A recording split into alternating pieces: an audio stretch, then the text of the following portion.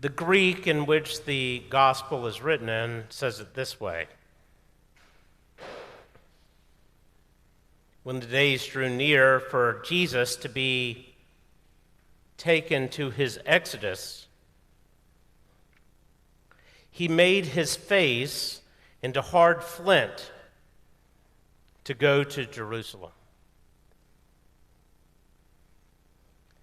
I know it's hard to look at me and know this, but I was never much of an outdoor guy. Not a Boy Scout. Got our record, our newsletter. Hope you saw that. All the camping out and going to all these places.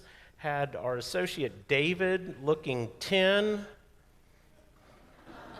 and his wife Andrea looking like Andrea.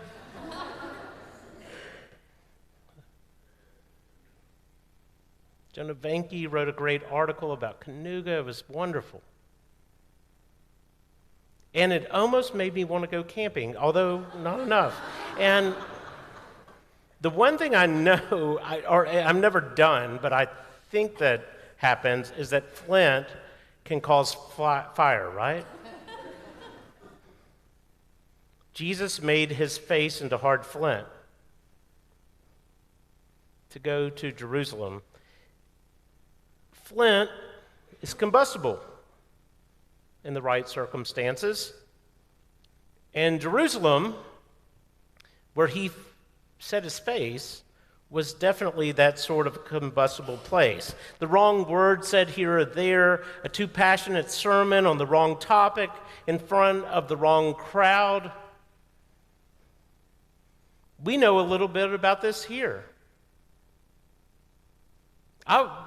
I became ordained 20 years ago on Wednesday. You don't have to clap. And yet never before in my ministry have I had so many people comment in a combustible way about what our clergy say over the last 3 years. People are on edge with words.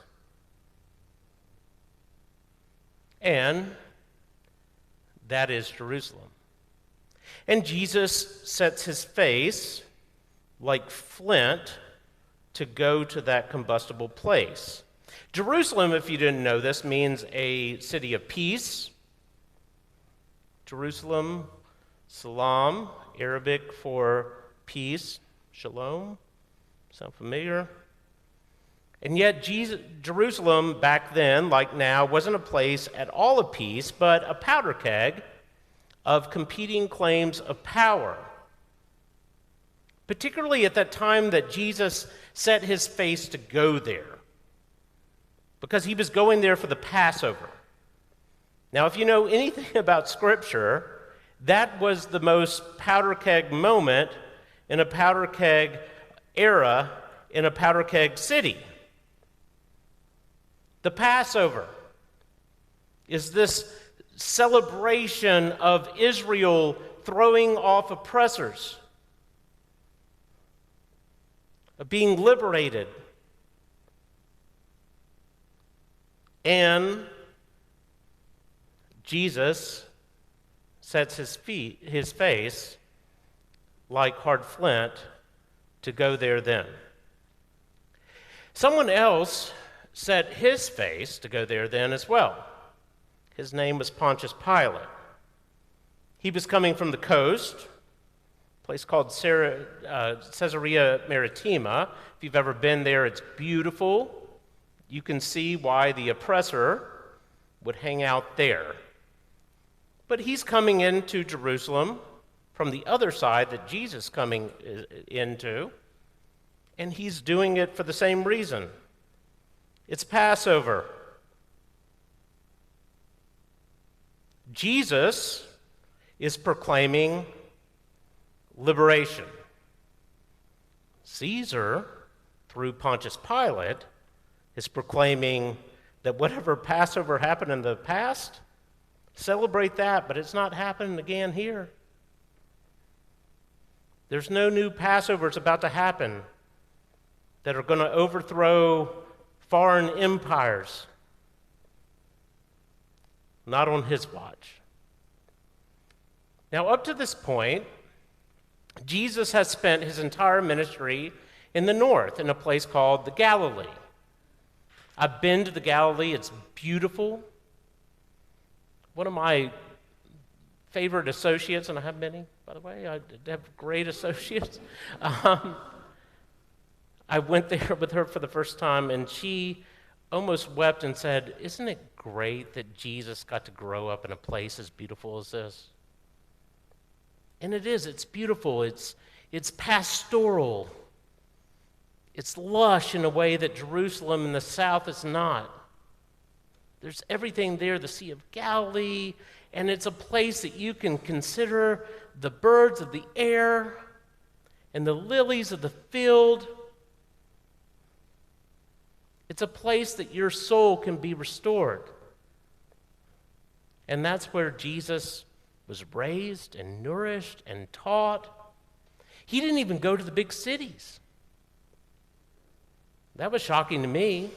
The ones that we know, like Nazareth and Capernaum and Magdala, those were tiny. It'd be like if somebody was preaching and they just kept hanging out in Vinton and Rocky Mount and Montvale, right? And they never came to Roanoke. And he was full of the Spirit. And the Spirit said to him that day, "Set your face like hard flint to Jerusalem." And he did. And I want to hang these two things out there as modern possibilities for our faith. There is a Galilee, and probably why most of us actually are here today, to kind of retreat into the Galilee, to walk away from the Jerusalems, the mayhem, the unrest. It's tiresome out there, isn't it? That TV, that remote won't get you away, will it?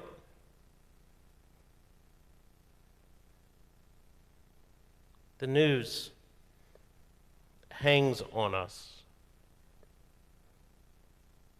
And so we go to the Galilee. And so we should, and Jesus did, and thank God for it. We wouldn't have the Beatitudes, we wouldn't know the Lord's Prayer, we wouldn't know anything. But there came a time with Jesus that he was so full of all of that he had enough to give it away. That he quit only considering the lilies of the field and the birds of the air, and he flipped over tables in the temple. That he didn't just pray the Lord's Prayer, but knew the implications of that for the world. When you say, hey God, thy kingdom come on earth as it is in heaven, earth may push back. And so he had to pray in Gethsemane and sweat like blood and said, "Thy will be done, not mine." And so I think on this day that we as Jesus' followers need to consider what it means for us to actually follow him, as that was what this gospel lesson is about. Now, he sounds harsh, almost mean, right? I can't bury my daddy. I can't look back if I put my hand to the plow and go forward, but I kind of longfully gaze for maybe what I left behind. That's not okay. Can I own up to the point that I do this all the time? As I said, 20 years of ministry. How many times have I counted the cost?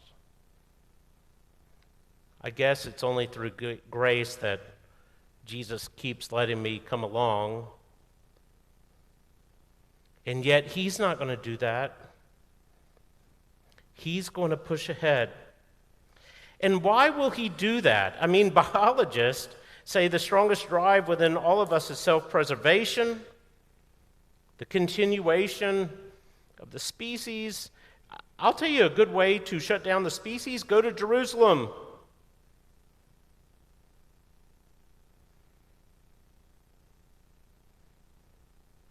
Another person who, I guess, heard that was Martin Luther King Jr. Many of y'all may not know this. He wasn't naturally a Southerner. His daddy was, but Martin was so gifted, he went up north. He taught in a great seminary up there, and they loved him. He was a great theologian, and he never, ever had to come down here. You know why he did? Because he wouldn't only live in Galilee. He was called to Jerusalem. Dietrich Bonehoeffer, killed by the Nazis. I messed this up in the first sermon. David reminded me, as a Lutheran, way to go. Well done. Dietrich Bonehoeffer was in America, teaching at Union Seminary in New York City. He could have totally avoided all of that. And yet what he said was, I have no right to speak to Germany after this war if I will not join them speaking out against what's happening that caused this war. He went to Jerusalem. It's not self-preservation. So what is that? It's love. It's love. What explains the sacrifices that other people make for their families?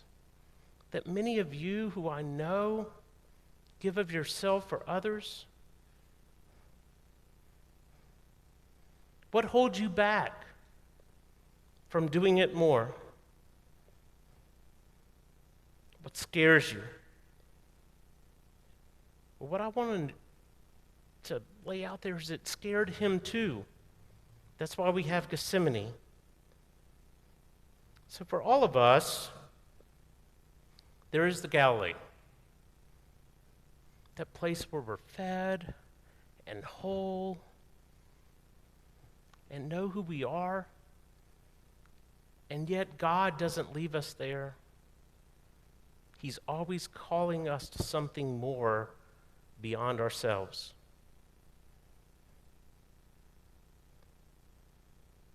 Great preacher George Buttrick once told this story about how many years ago there were two men coming down a factory staircase, and one of them, smoking a cigarette,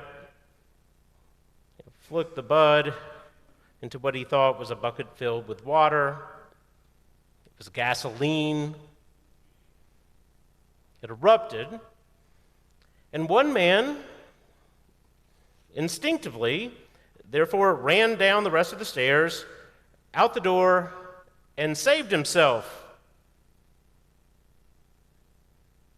The other man, just as instinctively, ran upstairs to warn all the other people in the factory. The reason that we do everything that we do in this place called church is to build the fortitude to love and act instinctively. Most especially when so much is on the line. Most especially when it's a counterintuitive thing to do. Most especially when it costs us something. If we're all only sowing our own private Galilees, we're missing the point. There came a time when Jesus had to leave the safety and the peacefulness for tumult and sacrifice. And so he set his face like hard flint to go and confront all that needed to be confronted. And he said to us, "Follow me."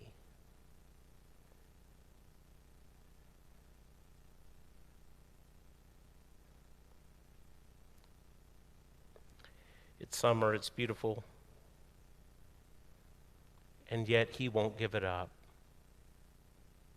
The question for each and every one of us is, will we set our faces to whatever is our Jerusalem, filled with all he gave us in the Galilee, and join him in his work there? I pray you will. Amen.